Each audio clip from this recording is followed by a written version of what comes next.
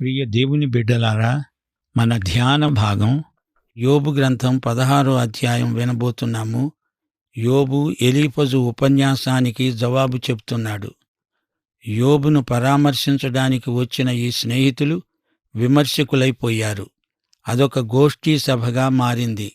జనమంతా చుట్టూ పోగై వీరి వాదోపవాదాలు శ్రద్ధగా వింటున్నారు. ఇదొక మానసికమైన వ్యాయామ ప్రదర్శన. సాముగరిడీలు తమ జ్ఞానాన్ని వీరు ప్రదర్శించుకోవడమే కాని అవతల యోబు ఎంత విలవిల్లాడిపోతున్నాడో వారికి అర్థం కావటం లేదు. ఈ వాదోపవాదాలకు దేవునికే విసుగు అనిపించింది. వారిని దేవుడు చిట్టచివరికి చెదరగొట్టవలసి వచ్చింది. ఎలీఫజు చెప్పిందే మరోసారి పునరుక్తి చేశాడు. ఎలీఫజు కలలు గంటాడు. అతనిది స్వాప్నిక జగత్తు. అతడు ఆధ్యాత్మిక పదజాలం తన ఉపన్యాసాలలో ఎక్కువగా ప్రయోగిస్తాడు. అదంతా మాటల గారడి, అంతకు మించి మరేమీ కాదు. ఎలీఫజు ఏదో మర్మం వెలిబుచ్చుతాను అంటున్నాడు. దానికి యోబు ఇస్తున్న జవాబే 16వ అధ్యాయం. స్నేహితుల అభియోగమేమిటి? యోబు బాధలకు కారణమంతా అతని స్వయంకృతాపరాధమే. యోబు అంటున్నాడు, మీరు పరామర్శకులు కారు, దుర్విమర్శకులు. బాధలో ఉన్నవారికి ఆదరణ కలిగించటం అంటే ఏమిటో యోబు తానే చెప్తున్నాడు. 1. మీరు మీ వాక్చాతుర్యం చూపటం కోసమే మాట్లాడుతున్నారు. దానివల్ల నా బాధ ఎక్కువవుతుంది గాని తగ్గదు. 2. మీ ప్రసంగ ధోరణి నాకు అసహనం కలిగిస్తుంది. ప్రసంగం కాదిప్పుడు, యోబుకు కలిగిన సంక్షోభంలో ఆదరణ కావాలి. 3. మీరు విమర్శిస్తున్నారు. విమర్శలు మాని సానుభూతి చూపుతూ మాట్లాడండి. 4. మిమ్మల్ని మీరు నా కష్టపరిస్థితుల్లో పెట్టుకొని చూడండి. ఆలోచించండి. నన్ను కొంచెం ప్రోత్సాహపరచండి, సాయం చేయండి, చేయూతనివ్వండి. యోబు సలహాలను పాటించినవారు గొప్ప ఆలోచనకర్తలు కాగలరు. ఎదటి వ్యక్తి బాధను అర్థం చేసుకోని వారి ప్రసంగాలు ఎందుకు కొరగానివే. 16వ అధ్యాయం 7వ వచనం యోబు అంటున్నాడు, ఇప్పుడు దేవుడు నాకు ఆయాసం కలుగజేశాడు. దేవుడు నా బంధువర్గాన్నంతా పాడు చేశాడు. అవును, మొదట యోబు పిల్లలు చనిపోయారు. పైగా అతని స్నేహితులే అతన్ని చీకొడుతున్నారు. ఇప్పుడు దేవుడు కూడా తనను విసర్జించాడు అనిపిస్తున్నది.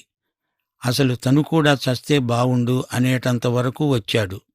అయితే దేవుడు యోబుకు ఒక గొప్ప ప్రత్యక్షం అనుగ్రహించబోతున్నాడు. అంతేకాదు, యోబు అనుభవాలలో మనకు ఎన్నో పాఠాలు దేవుడు నేర్పగోరుతున్నాడు. 16వ అధ్యాయం 19వ వచనం యోబు అంటున్నాడు, ఇప్పుడు నాకు సాక్షి అయినవాడు పరలోకంలో ఉన్నాడు. నా పక్షముగా సాక్ష్యం పలికేవాడు పరమందున్నాడు. యోబు దేవుణ్ణి అపార్థం చేసుకున్నాడు. దేవుడు తనను ద్వేషిస్తున్నాడని యోబు అపోహపడుతున్నాడు. అయినా దేవునికి తాను మొర్రపెట్టుకుంటూ, నా దేవా, నీవు నా సాక్షివి, ఉత్తరవాదివి అంటున్నాడు. దేవా, నేను నిరపరాధిని అని నీకు తెలుసుగదా అంటున్నాడు. సాక్షి అనగా ఏమి జరిగిందో చూచినవాడు. ఉత్తరవాది అనగా నిన్ను కాపాడేవాడు, నీ పక్షాన వాదించేవాడు. దేవా, ఎవరితోనూ నాకేమీ పట్టదు, నీవే నాకు న్యాయం చేకూర్చాలి అని వేడుకుంటున్నాడు. కొత్త నిబంధనలో యేసుక్రీస్తే మనకు నమ్మకమైన సత్యసాక్షిగా ప్రత్యక్షమవుతున్నాడు. హెబ్రీ పత్రిక 7వ అధ్యాయం 25వ వచనం, ఈయన అనగా యేసుక్రీస్తు తన ద్వారా దేవుని వద్దకు వచ్చేవారి పక్షమున విజ్ఞాపన చేయడానికి నిరంతరము జీవిస్తున్నాడు గనుక వారిని సంపూర్ణముగా రక్షించడానికి శక్తిమంతుడై ఉన్నాడు. 1 యోహాను 2వ అధ్యాయం 1వ వచనం, నా చిన్న పిల్లలారా, మీరు పాపము చేయకుండా ఉండాలని ఈ సంగతులు మీకు రాస్తున్నాను. ఎవడైనను పాపము చేసిన ఎడల నీతిమంతుడైన యేసుక్రీస్తు అనే ఉత్తరవాది తండ్రి యొద్ద మనకున్నాడు. దేవునికి స్తోత్రం. మనము దేనికి భయపడనక్కర్లేదు. ఈ అధ్యాయంలో యోబు ఎలీఫజును ఉద్దేశించి ఘాటుగా మాట్లాడుతున్నాడు. నీవు నాకు కొత్త సంగతి ఏమీ చెప్పటం లేదు. ఎలీఫజు మహాశయ, చెప్పిందే మరల మరల చెప్పుకపోతున్నావు. మీరందరూ బాధకే కర్తలు గాని ఆదరణకు కర్తలు కారు. ఈ గోష్ఠీ సభలో యోబు కూడా ఒక వక్తగా గుర్తించబడడం గొప్ప విశేషం. మీరు ఈ విధంగా నోరు పారేసుకుంటున్నారు. మీకు సిగ్గులేదా? ఉట్టి మాటలు, అన్నీ కల్లబొల్లి మాటలు, పొడి మాటలు మాట్లాడి కాలయాపన చేయడం మీకు తగునా? ఈ రోజున కొందరి ప్రసంగాలు ఉట్టి పొడి మాటలే. పరిశుద్ధాత్మ వాడుకునే ప్రసంగం వాక్యానుసారమైనదై ఉండాలి. దేవుని వాక్యం ఆరాధనకు ఆధారం. దేవుని వాక్య వివరణ పరిశుద్ధాత్మ నడుపుదలే. పాటలు కూడా ఆధ్యాత్మిక విలువలు గలిగి వాక్యానుసారమైనవిగా ఉండాలి. ఆధ్యాత్మిక వాతావరణం కలుషితం కాకూడదు. బోధకుడే కాదు, విశ్వాసులందరూ ఈ విషయమై తగిన జాగ్రత్త వహించాలి. యోబు తన స్నేహితుల నిర్దాక్షిణ్య వైఖరిని పరోక్షంగా గద్దిస్తున్నాడు. గలతీ పత్రిక 6వ అధ్యాయం 1వ వచనం స్నేహితులకు తెలిసినట్లు లేదు. సహోదరులారా, ఒకడు ఏ తప్పిదములోనైనను చిక్కిన ఎడల ఆత్మ సంబంధులైన మీలో ప్రతివాడు తాను శోధింపబడతానేమో అని తన విషయమై చూచుకుంటూ సాత్వికమైన మనస్సుతో అట్టివానిని మంచిదారికి తీసుకొని రావాలి. యేసు ప్రభు అంతటివాడు తన శిష్యుల పాదాలు కడిగాడు గదా. 1 యోహాను 1వ అధ్యాయం 9వ వచనం ఏమంటుందో వినండి. మన పాపములను మనము ఒప్పుకొన్న ఎడల ఆయన నమ్మదగినవాడు, నీతిమంతుడు గనుక ఆయన మన పాపములను క్షమించి సమస్త దుర్నీతి నుండి మనలను పవిత్రులనుగా చేస్తాడు. యేసు ప్రభు నేటి వరకు కూడా మనలను కడుగుతూనే ఉన్నాడు. యేసు తన శిష్యుల పాదాలు కడిగి మనకు ఒక గొప్ప మాదిరి చూపాడు. నీవు ఒక వ్యక్తి పాదాలు కడగాలంటే వంగాలి, అంతేగాని అతని వైపు వేలు పెట్టి చూపి తీర్పు ప్రసంగాలు చెయ్యలేవు. నీవు ఆ వ్యక్తి ఎదుట ఎంతో కిందికి వంగాలి. సేవకుని పాత్ర వహించాలి. పాదాలు కడగాలి. సేవకులలో బొత్తిగా సేవాభావం లేదు. యోబు అంటున్నాడు, నేను మీ స్థానంలో ఉంటే నేను మిమ్ములను ఇంతకంటే బాగా విమర్శించగలిగి ఉండేవాణ్ణి. అలా కాదు. నేను మీ పాదాలు కడిగేవాణ్ణి, పరిచర్య చేసేవాణ్ణి. గాని మీరు నాకేం చేస్తున్నారు? దేవుడు నాకు శత్రువైనాడు. దేవుడు నన్ను దుర్మార్గులకు అప్పగించాడు. నన్నాయన విరగ్గొట్టాడు, నలగ్గొట్టాడు. స్నేహితులారా, మీ వల్ల నాకు చిన్న మెత్తు సాయం కూడా చేకూరలేదు సరికదా. మనస్తాపం ఎక్కువైంది. యోబు అంటున్నాడు, నా క్షీణత ముఖాముఖిగా సాక్ష్యమిస్తున్నది. నా స్నేహితులారా, నాకు అకాల వృద్ధాప్యాన్ని తెచ్చిపెట్టారు. నా దేహమంతా ముడతలు పడిపోయేటట్లు చేశారు. చివరికి నా స్నేహితులైన మీరు కూడా భక్తిహీనులై నన్ను వేధిస్తున్నారు. విశ్వాసులారా, ఈ రోజున కొందరు విశ్వాసులు మరికొందరిని అంటము ముట్టము అని తమను తాము ప్రత్యేకించుకుంటున్నారు. ఇది చాలా శోచనీయం. అవిశ్వాసులనైనా కలుసుకొని మాట్లాడతారు గాని తమతో ఏకీభవించని విశ్వాసులతో మాట్లాడరు. ఇది ఘోరమైన అస్పృశ్యత. యోబు స్నేహితులు అతన్ని వేలుపెట్టి చూపి నీవు ఘోర పాపివి అంటున్నారు. 12వ అధ్యాయం 5వ వచనం యోబు అంటున్నాడు, నేను నెమ్మదిగా ఉన్నాను. అయితే ఆయన నన్ను ముక్కలు చెక్కలు చేసి ఉన్నాడు. మెడపట్టి వంచి నన్ను తుత్తునియలుగా చేశాడు. తనకు నన్ను గురిదిబ్బగా నిలిపాడు. దేవుడు నాకు ఇది జరగనిచ్చాడు. ఆయన నన్ను పట్టుకొని బాగా అటు ఇటు ఊపుతున్నాడు. ఆయన నా పైత్య రసాన్ని నేలమీద పారబోశాడు. నాలో ఉన్న చేదు రసాన్ని ఆయన కుమ్మరించాడు. ఆయన పరుగులెత్తి శూరుని వలె నా మీద పడ్డాడు, నన్ను తొక్కాడు. ప్రియులారా, యోబు గ్రంథంలోని భాష అనేక మంది రచయితలను, కవులను ప్రేరేపించింది. ఇది గొప్ప గ్రంథం. మీరు ఈ వాక్య భాగాలను పదే పదే చదువుకోండి. యోబు మరణానికి సమీపంలో ఉన్నాడు. చావు రావాలని కోరుకుంటున్నాడు.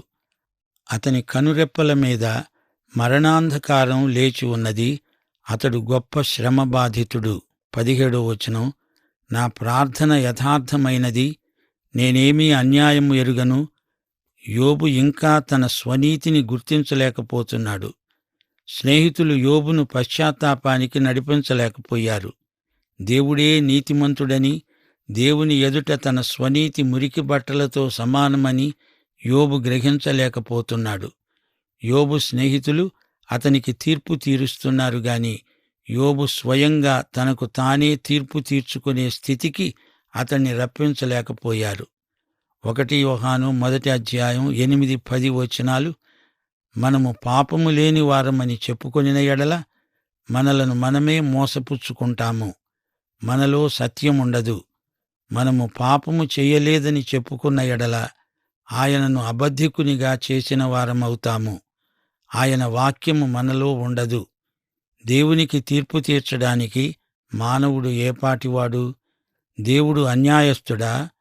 యోబు దేవుని మీద నింద వేస్తున్నాడు. నా ప్రార్థనలు యథార్థమైనవి అంటున్నాడు. మన ప్రార్థనలు పరిపూర్ణమైనవై యథార్థమైనవైతే యేసు నామమున అని ప్రార్థించడము ఎందుకు? 18వ వచనం, యోబు ఆక్రందన వినండి. భూమి, నా రక్తాన్ని కప్పివేయకు, నా మొర్రకు విరామము కలుగకుండునుగాక. హెబెలు రక్తము ఆక్రందన చేసింది, అలాగే తన రక్తము కూడా మొర్రపెడుతుంది అంటున్నాడు యోబు. ప్రియులారా, దేవుడు రక్తాన్ని కప్పివేయడు. తన కుమారుడైన క్రీస్తు కార్చిన రక్తము ఆయన చూస్తున్నాడు. ఆ రక్తమే నిన్ను కప్పివేస్తుంది. అయితే నీవు ఆయనను అంగీకరించి ఉండాలి. పరలోకములో యేసు అనే ఉత్తరవాది ఉన్నాడని ప్రవచన రూపముగా యోబు అన్నాడు. నా సాక్షి పరలోకంలో ఉన్నాడు. యోబు స్నేహితులు అతణ్ణి ఎగతాళి చేస్తున్నారు. అతణ్ణి వేషధారి, అబద్ధికుడు అంటున్నారు. యోబు స్నేహితులు దేవుణ్ణి ఎరగరు, యోబును ఎరుగరు, విశేషించి తమను తామే ఎరుగరు. 21వ వచనం, నరపుత్రుని విషయమై వాని స్నేహితునితో వ్యాజ్యమాడవలెనని కోరి నేను దేవుని తట్టు దృష్టి ఉంచి కన్నీళ్ల ప్రవాహము విడుస్తున్నాను. కొద్ది సంవత్సరాలు గతించిన తరువాత తిరిగి రాని మార్గమున నేను వెళ్తాను. విశ్వాసులారా, వింటున్నారా? పరలోకములో మన పక్షాన వాదించే ఉత్తరవాది మనకున్నాడు. ఆయన యేసుక్రీస్తు. ఆయన దేవునికి మనకు మధ్యవర్తి. మనకు ఎంతో ఆదరణ. 1 తిమోతి 2:5 వచనం, దేవుడొక్కడే, దేవునికి మనుష్యులకు మధ్యవర్తి ఒక్కడే, ఆయనే యేసుక్రీస్తు అనే నరుడు. విశ్వాసులారా, వింటున్నారా? యేసు నీ ఉత్తరవాది అని బహిరంగ సాక్ష్యమివ్వగలవా? ఇప్పుడు మనం 17వ అధ్యాయానికి వస్తున్నాము. యోబు ఇంకా మాట్లాడుతున్నాడు. 10వ వచనం, మీరందరూ నా వద్దకు రండి, మరల దయచేయండి, మీలో జ్ఞానవంతుడొక్కడైనా కనపడడు. యోబు స్నేహితులు 3 అనగా ఎలీఫజు, బిల్దదు, జోఫరు తామే జ్ఞానులమని చెప్పుకుంటున్నారు. కాని యోబు చెప్తున్నాడు, మీ 3లో ఒక్కడూ జ్ఞాని లేడు. యోబు ఈ మాట అన్నప్పుడు పరలోకంలో దేవుడు ఆమేన్ అన్నాడు. 42వ అధ్యాయం 7వ వచనం, దేవుడన్నాడు, నా సేవకుడైన యోబు పలికినట్లు మీరు నన్ను గూర్చి యుక్తమైనది పలకలేదు, గనుక నా కోపము మీ 3 మీద మండుతున్నది. యోబు స్నేహితులకు ఉన్నది జ్ఞానం కాదు, దేవుని దృష్టిలో అది ఆత్మవంచన. తమకు అభివృద్ధి ఉన్నదని, ప్రజలందరిలో పేరు ప్రఖ్యాతులు గడించామని, అదే జ్ఞానమని విర్రవీగుతున్నారు. తమ అభివృద్ధిని బట్టి దేవుడు తమకు అనుకూలంగా ఉన్నాడని భావించారు. వారి అభిప్రాయం తప్పు అని యోబు ఖండిస్తున్నాడు. దేవుని యందలి విశ్వాసానికి భౌతిక ఐశ్వర్యాదులు రుజువులు కాజాలవు. కష్టాలు, కడగండ్లు ఉన్నంత మాత్రాన విశ్వాసము లేదని తప్పు అంచనా వేయకూడదు. ఇంతకు నిజమైన జ్ఞాని ఎవరు? జ్ఞానం దేవుని యందే ఉన్నది అని ఎరిగినవాడే జ్ఞాని. జ్ఞానాన్ని మానవుడు ఉత్పత్తి చేయలేడు. జ్ఞానము దేవుడిస్తేనే కాని రాదు. దేవునితో సమైక్యత అసలైన జ్ఞానం. చివరికి తీర్చిన తీర్పు వారందరిలోకి యోబే జ్ఞాని. 17వ వచనం, యోబు అంటున్నాడు, నాకు నిరీక్షణాధారమేది? నా నిరీక్షణ ఎవరికి కనపడుతుంది? విశ్వాసులారా, యోబు ఇప్పుడేమంటున్నాడు? తన జీవితం ఇంతటితో ముగిసింది. తాను చనిపోతున్నాడు. మరణమే అతనికి శరణం. మరణమే అతనికి శాంతి, విశ్రాంతి. యోబు స్నేహితులు తమ ప్రసంగాలలో దేవుడిచ్చే ఐహిక ఆశీర్వాదాలను గురించి చెప్పారు. మరణానంతర జీవితాన్ని గురించి వారు ఒక్క మాట పలకలేదు. మన విశ్వాసము ప్రస్తుతానికి, ఇహలోకానికి మాత్రమే పరిమితము కాదు. అది నిత్యత్వానికి సంబంధించింది. దేవుడు మనకు నిత్య ఆశీర్వాదాలు దయచేశాడు. 17వ అధ్యాయం 1వ వచనం నుండి, నా ప్రాణం సమసిపోయింది, నా దినాలు తీరాయి, నా నిమిత్తం సమాధి సిద్ధమై ఉన్నది. ఎగతాళి చేసేవారు నా వద్ద చేరి ఉన్నారు. వారు పుట్టించే వివాదములు నా కన్నులకు ఎదురుగా ఉన్నాయి. ఏర్పాటు చెయ్యి, దయచేసి నా నిమిత్తం నీ అంతట నీవే పూటపడు. మరి ఎవడు నా నిమిత్తం పూటపడతాడో? నీవు వారి హృదయానికి జ్ఞానము మరుగు చేశావు, కావున నీవు వారిని హెచ్చించవు. ఎవడు తన స్నేహితులను దోపుడు సొమ్ముగా ఇస్తాడో వాని పిల్లల కన్నులు క్షీణిస్తాయి. విశ్వాసులారా, వింటున్నారా? యోబు రోగముతో బాధపడుతున్నాడు.